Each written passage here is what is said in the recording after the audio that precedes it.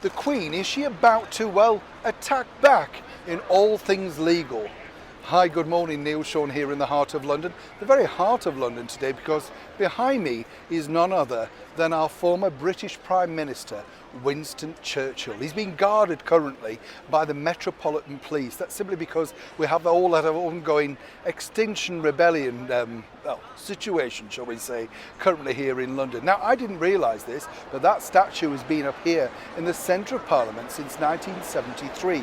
It was unveiled by Winston's widow, Clementine, and it has been said that Winston Churchill was one of the all-time favourite Prime Ministers of Her Majesty the Queen. Who knew that, eh? But back to Her Majesty herself. Now, I don't know if you know this particular story, but over the weekend it emerged that Her Majesty the Queen apparently is now sick and tired of all the ongoing attacks from the Sussexes, otherwise known as Harry and Meghan. We won't give them a royal title because, as we often say, Meghan claimed that title simply mean nothing. Now, the reason behind this particular story is this. The inside track is it's basically not a true story as such, because Her Majesty the Queen has the best legal advice anywhere in the world, quite simply the best. What they're now looking at are the constant barrages of ill facts, the untruths that, of course, Meghan and Harry like to speak about.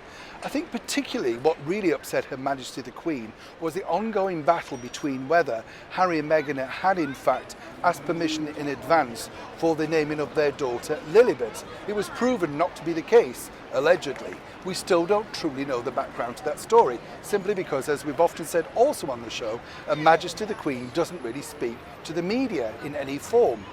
What we can tell you going forward is that there will be stringent rebuffs and replies to anything that the senior members of the British royal family don't like now moving forward.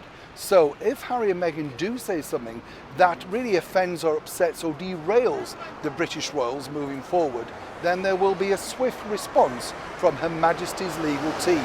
It may be indirectly, but if you were Harry and Meghan, I would take that as directly, as we recently saw with a statement from Her Majesty that, of course, Prince Harry revealed. Moving forward, it does seem a shame that it's got to this, because we do know that Her Majesty the Queen is very fond of Prince Harry. We're not quite sure of her feelings towards Miss Markle, but we'll keep you posted on that. As ever, if you want to know the inside story first, keep tuned here. Neil Sean in the heart of London.